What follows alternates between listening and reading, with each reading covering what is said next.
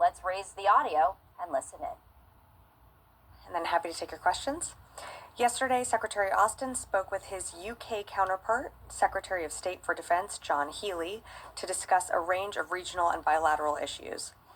The two leaders discussed their close cooperation to address shared challenges, including countering Russian aggression in Ukraine, the ongoing instability in the Middle East, and cooperation in the Indo-Pacific. Secretary Austin and Secretary Healey reflected on the strength of the U.S.-UK defense relationship and committed to continue working together on their many common priorities. Separately, Secretary Austin also spoke by phone yesterday to Ukrainian Minister of Defense Rustem Umerov regarding priority security assistance efforts and Ukraine's ongoing operations. Secretary Austin and Minister Umerov also discussed the strong support from allies and partners in helping meet Ukraine's urgent military requirements. Minister Umerov provided an update on battlefield dynamics as well as the impact of Russia's continued attacks in Ukraine. And the full readouts of both of these calls can be found on defense.gov. And finally, the department continues to closely monitor the situation in the Middle East.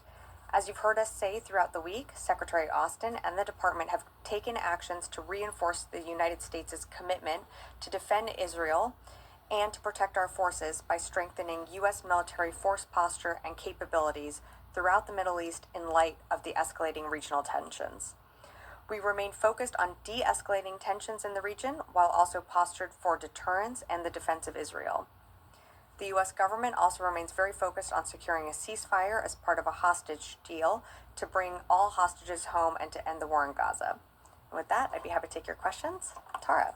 Hey, Sabrina. So let's start with Ukraine.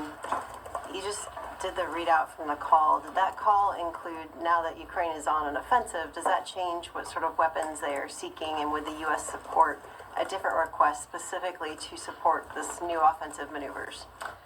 Thanks, Tara, for the question. So in terms of weapons that we're providing Ukraine, in the immediate, it doesn't impact what we're providing them, but you've seen us change the types of weapons and systems that we've given over the course of time.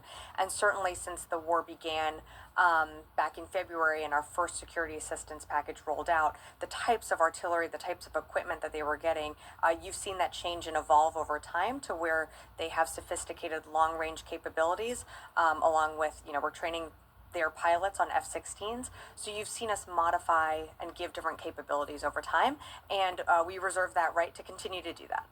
So has anything changed from the U.S. decision on supporting Ukraine? If it continues to push in further, will there be any sort of limitations on what Ukraine can or cannot do with the systems that the U.S. has provided? So won't get into engaging in the hypothetical, but what I can tell you is that we're in touch with our Ukrainian counterparts. As I mentioned at the top, the Secretary had a call with his counterpart yesterday. We're always assessing what they need on the battlefield to be successful. And we believe the capabilities that we continue to provide them you're seeing those successes come to fruition as they continue to fight along the east and sort of the northern southern part in that eastern area in Ukraine. So we're committed to providing more presidential drawdown packages. I think the most recent one was as of last week. We're going to continue to do that. If there is a change in capabilities or anything that we're providing them, we always read that out in our PDA packages. So we'll keep you updated on that. Okay, just one last one. Any indications that Russia is sending in reinforcements to Kursk? So we have seen some Russian units be redirected from operations in Ukraine towards the Kursk area. These are just early reports, so I can't really say with certainty the numbers or their objectives, but we have seen some movement there. Natasha. So that was kind of my question. I'll phrase it in kind of a different way though. So does the DoD have any assessment of how Ukraine's operation in Kursk may have changed the battlefield dynamics inside Ukraine in terms of Russia shifting resources over the last 10 days? Has that impacted their ability to advance, Ukraine's ability to defend, given they've also, devoted a lot of troops to the Kursk operation? So right now what I would say is it's still too early to tell. And we are, the Secretary had a call with Minister Umerov yesterday. throughout the department, we are engaging with the Ukrainians, trying to get a better understanding of their objectives. So I don't have more for you right now. It's something that we're continuing to engage on, going to continue to monitor, but I'm just going to have to leave it at that right now. Does the secretary support the operation, given that he spoke to Umarov and now, probably has a better understanding of what they're trying to achieve?